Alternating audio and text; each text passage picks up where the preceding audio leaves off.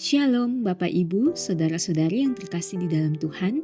Kita akan kembali melanjutkan renungan firman Tuhan dalam topik menyambut kedatangan Kristus dengan pujian dan pengharapan. Bagian firman Tuhan yang akan membantu kita untuk memahami topik ini terambil dari 1 Yohanes pasal ketiga ayat 2-3, terjemahan baru kedua yang berbunyi demikian. Saudara-saudara yang terkasih, sekarang kita adalah anak-anak Allah. Namun kita tahu bahwa apabila Kristus dinyatakan, kita akan menjadi sama seperti Dia. Setiap orang yang menaruh pengharapan itu kepadanya, menyucikan diri sama seperti Dia yang adalah suci. Bapak Ibu, saudara-saudari yang terkasih di dalam Tuhan, bayangkan kita akan menyambut seorang tamu yang sangat agung, yang sangat kita hormati, dan kita tahu kalau dia sangat mencintai kebersihan dan keindahan. Apa yang akan kita lakukan di rumah kita? Kita tidak akan menyambutnya di ruang tamu yang berantakan, penuh sampah dan berdebu. Tentu kita akan segera bersih-bersih.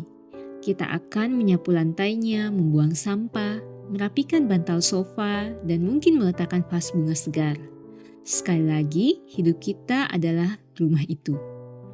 Dosa-dosa kita, baik itu kebohongan, amarah, iri hati, pikiran kotor, adalah sampah dan debu itu.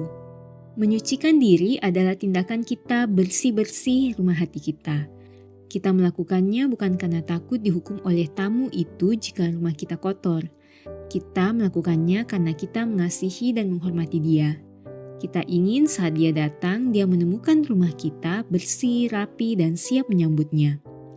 Pengharapan kita bahwa dia akan datang, Sang Raja yang kudus, itulah yang memberi kita motivasi dan semangat untuk bersih-bersih setiap hari. Ini adalah bentuk pujian kita yang tertinggi, mempersembahkan rumah hati yang terbersih untuknya. Kita tidak bisa membersihkan debu di ruangan yang gelap. Kita harus menyalakan lampu terlebih dahulu. Saat lampu menyala dan kita melihat debu, misalnya iri hati, kebohongan kecil, kemalasan, jangan hanya disapu ke bawah karpet.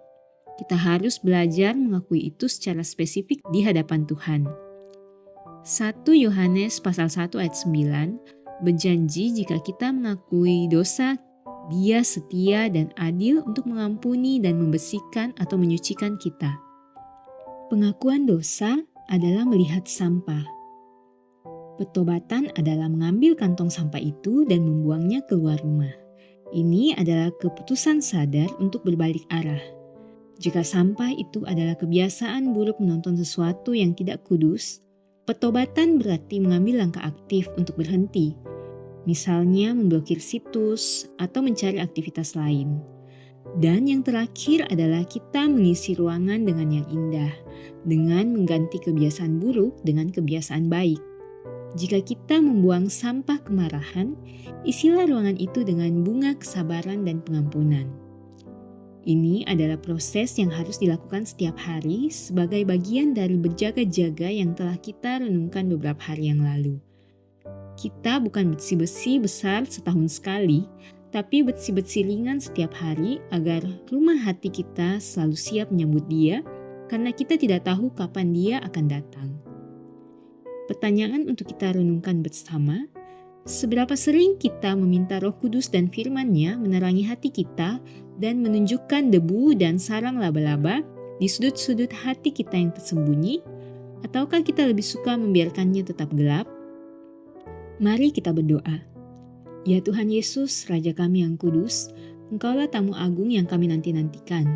Engkau layak mendapatkan rumah hati yang terbersih, namun kami mengaku kami sering membiarkannya berantakan. Kami terlalu nyaman dengan debu kebiasaan lama. Kami menyapu sampah dosa ke bawah karpet, berharap Engkau tak melihatnya. Kami mencoba membersihkan semuanya dengan kekuatan kami sendiri, dan kami lelah karena gagal. Ampuni kami Tuhan. Tolong kami membersihkan semua karena kami mengasihi-Mu.